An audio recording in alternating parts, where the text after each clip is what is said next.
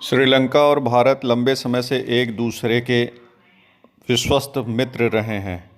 जब श्रीलंका में गृह युद्ध चल रहा था उस समय भी भारत सरकार ने श्रीलंका की एकता और अखंडता के लिए गंभीर प्रयास किए थे।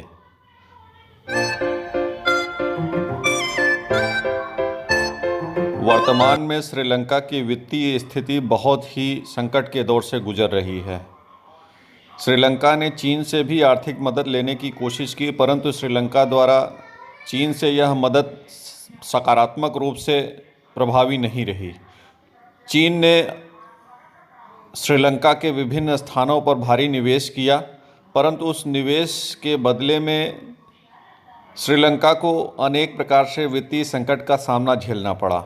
आज श्रीलंका 10,000 बिलियन डॉलर के विदेशी वित्तीय व्यापारिक घाटे की स्थिति में है।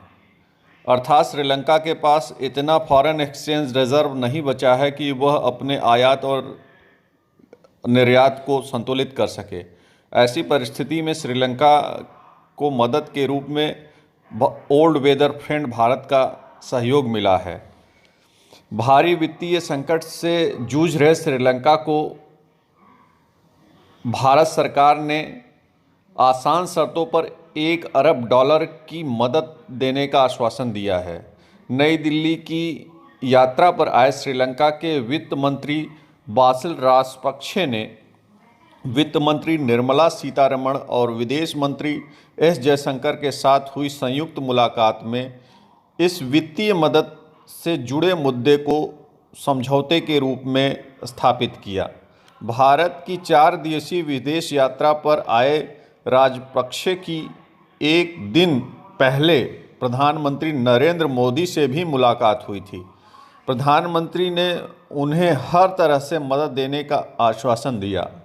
राजपक्षे की विदेश मंत्री जयशंकर के साथ भी द्विपक्षीय मुद्दे पर मुलाकात हुई, जिसमें भारत की मदद से यहां शुरू की जाने वाली नई परियोजनाओं पर विचार विमर्श हुआ। इसमें जाफना इलाके में स्थित पलाली एयरपोर्ट और कंकेर सुंथरई हवाई अड्डे का मुद्दा भी शामिल है, जिसमें भारत की रुचि है।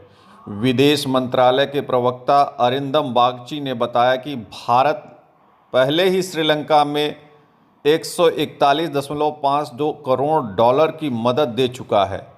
इससे 50 करोड़ डॉलर की मदद भारत से पेट्रोलियम उत्पादों के आयात के लिए थी, जबकि 40 करोड़ डॉलर और 51.52 करोड़ डॉलर की 2 अन्य मदद पहले दी जा चुकी हैं।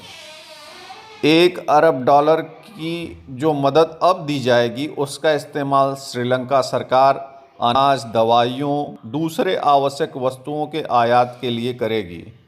श्रीलंका सरकार द्वारा इस प्रकार से अपने देश के वित्तीय लेन देन को सुधार करने में सहयोग की प्राप्ति होगी। अनाज और दवाइयों से जूझ रहे श्रीलंका को यह मदद बहुत आवश्यक थी। राजपक्षे ने इस वित्तीय मदद के लिए भारत के प्रधानमंत्री को धन्यवाद दिया है और साथ ही साथ श्रीलंका में सोलर एनर्जी के रिप्लेसमेंट और सोलर एनर्जी के बेहतर इस्तेमाल के लिए $100 मिलियन के निवेश का भी भारत सरकार से समझौता हुआ था। इस समझौते के तहत उत्तरी श्रीलंका में सोलर पावर प्लांट लगाया जाएगा। इस प्रकार Bharat old weather friend Sri Lanka का शुरू से ही रहा है, आज भी है। धन्यवाद।